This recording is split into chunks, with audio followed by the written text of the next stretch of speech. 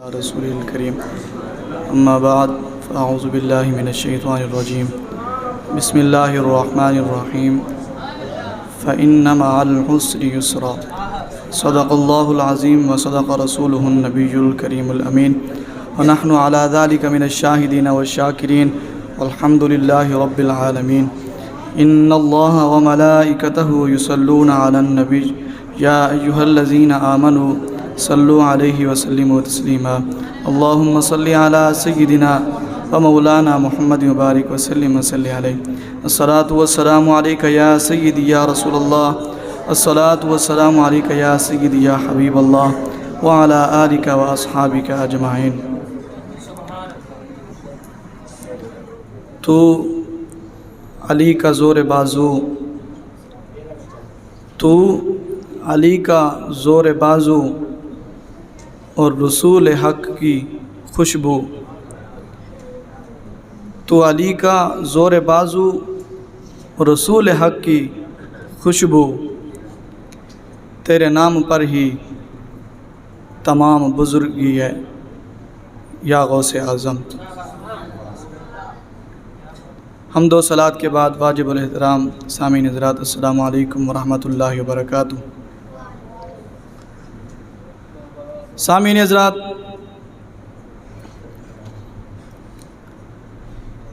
آپ نے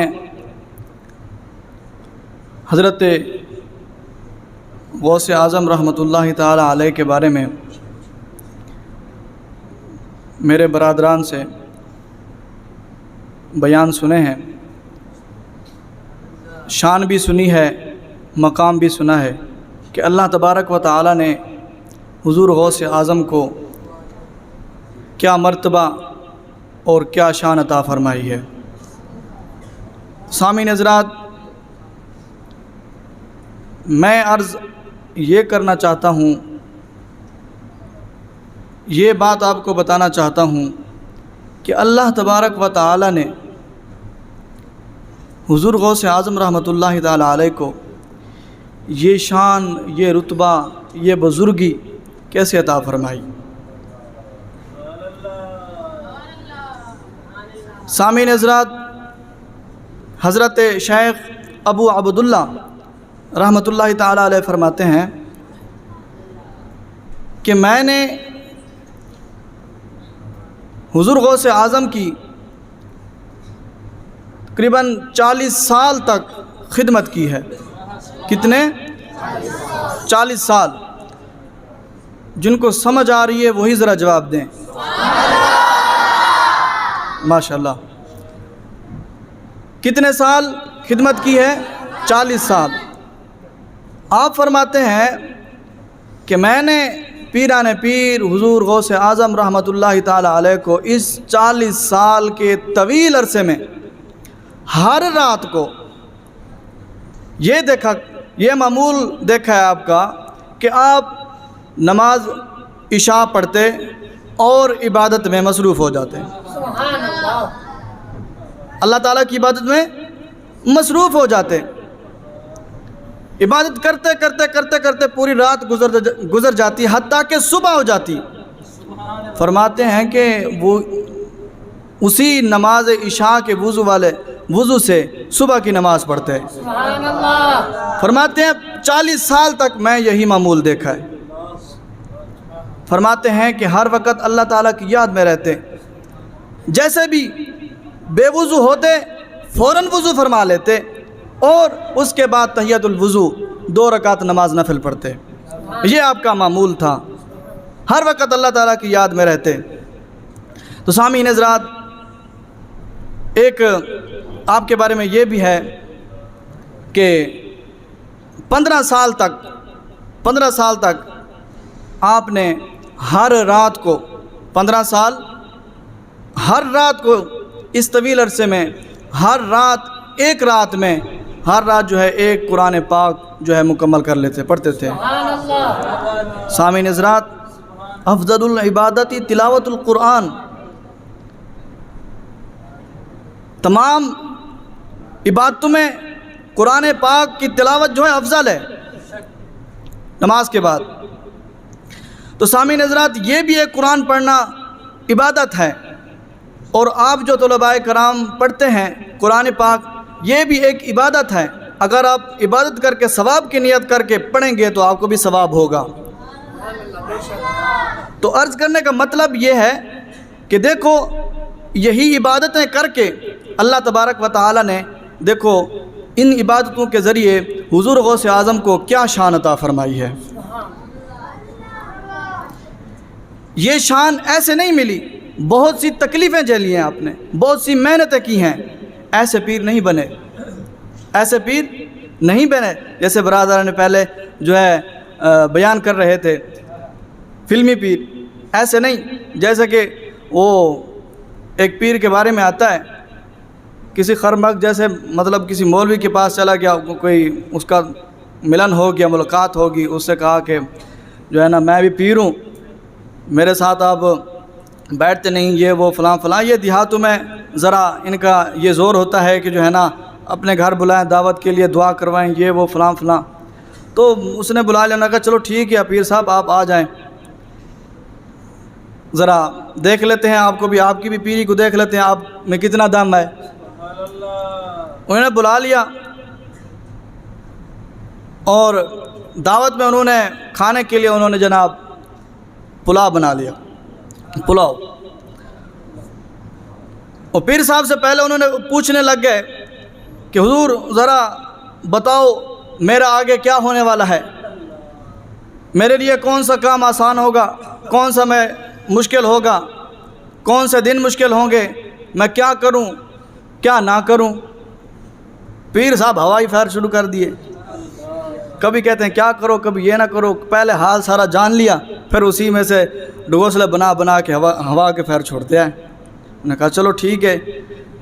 بعد میں آخر میں جب انہوں نے کر لیا تو مرید نے کہا کہ پیر صاحب ایسی بات تو کچھ نہیں ہے، میں نے جو آپ کو باتیں بتائی تھی وہ سراسر مطلب جھوٹی تھی، میں نے جو اپنے حالات بتائے ہیں آپ کو وہ جھوٹے تھے، آپ نے انہی میں سے مجھے گھڑ کے یہ بتائیں، یہ بالکل بات غلط ہے۔ کہتے ہیں نہیں میں تو تحت صلاح تک دیکھ لیتا ہوں۔ انہوں نے کہا چلو دیکھ لیتے ہوں گے، یہ بھی پتہ چل جاتا ہے۔ کہتے چلو کھانے کا ٹائم شروع ہو گیا۔ جب کھانے کا ٹائم شروع ہوا، مرید صاحب بہت بڑا چلاک تھا، اس نے پہلے پلاؤ بنا کے رکھا ہوا تھا، تو 2 پلیٹیں لایا، ایک پلیٹ پیر صاحب کے لیے اور ایک جو آپ کے ساتھ خلیفہ تھا۔ خلیفے کی جو پلیٹ تھی اس کے اوپر جو ہے نا بوٹیاں رکھ دی کافی ساری، اور پیر صاحب کی جو پلیٹ تھی نیچے جو ہے نا بوٹیاں رکھ کے اوپر چاول ڈال دیے۔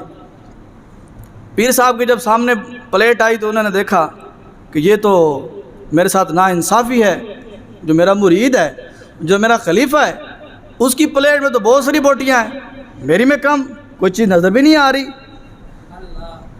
تو خلیفے کو کہنے لگے کہ لگتا ہے مرید بھول گیا ہے، اس کی گھر والی نے لگتا ہے وہ والی پلیٹ میرے لیے بنائی ہے، یہ والی تمہارے لیے بنائی ہے، یہ مجھے دے دو اور وہ لے لو۔ انہوں نے کہا پیر صاحب خیر ہو، یہ اسی کے لیے، یہ آپ کے لیے۔